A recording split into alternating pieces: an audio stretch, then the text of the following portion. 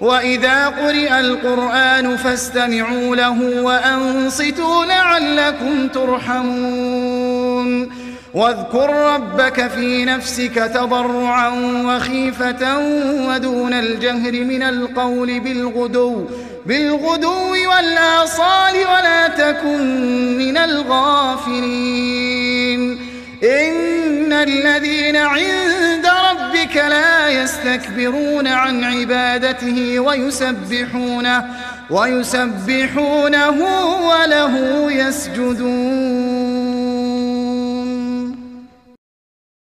بسم الله الرحمن الرحيم. يسألونك عن الأنفال قل الأنفال لله والرسول فاتقوا الله وأصلحوا ذات بينكم وأطيعوا الله ورسوله إن كنتم